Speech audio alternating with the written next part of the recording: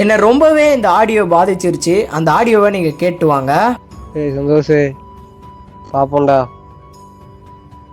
அடுத்த ஜென்மம் ஒன்று இருந்தால் அதில் பார்ப்போம். உனக்கு ஃபோன் அடித்து பேச நினச்சேன், உனக்கு தான் ஃபோன் போகவே இல்லை. சரி நினச்சிக்காடா, பார்ப்போம்டா. முடிஞ்சிருச்சு எல்லாம், அவ்வளோதான்.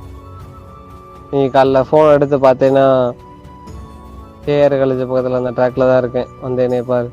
கோயில்பட்டியில வாழ்ந்துட்டு வந்தவர் தான் சக்தி கணேஷ். இவருக்கு லவ் ஃபெயிலியர் ஆயிருக்கு போல. அதனால அவருடைய ஃப்ரெண்டுக்கு இந்த ஆடியோவை அனுப்பிச்சிட்டு தண்டவாளத்துல போயிட்டு தற்கொலை பண்ணிக்கிறாரு. இங்க இருக்க யங்ஸ்டர்ஸ் லவ் ஃபெயிலியர் ஆனவனே இந்த மாதிரி தப்பான முடிவெல்லாம் எடுத்துறாங்க. இந்த வீடியோ பாக்குற உங்களுக்கு கூட இப்ப லவ் ஃபெயிலியர் ஆயிருக்கலாம். நீங்க இப்ப டவுனான சுச்சுவேஷன்ல கூட இருக்கலாம். அதுக்கு முடிவு சூசைட் கிடையாது.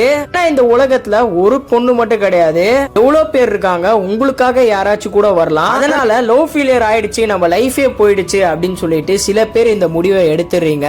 தயவு செஞ்சு இந்த முடிவை மட்டும் எடுத்துடாதீங்க. ஏன்னா உங்களை நம்பி உங்க அப்பா அம்மா எல்லாம் இருக்காங்க. நீங்க இதை பத்தி என்ன நினைக்கிறீங்கன்னு உங்களுடைய கமெண்ட்ஸை கமெண்ட்ல சொல்லுங்க. மறக்காம என்ன ஃபாலோ பண்ணி கொஞ்சம் சப்போர்ட் பண்ணுங்க. ரொம்ப நாளாக வீடியோ போட்டிருக்கேன், ஆனா ஒரு சப்போர்ட்டும் கிடைக்கல. அதனால இதை நிறைய பேருக்கு ஷேரும் பண்ணி விடுங்க.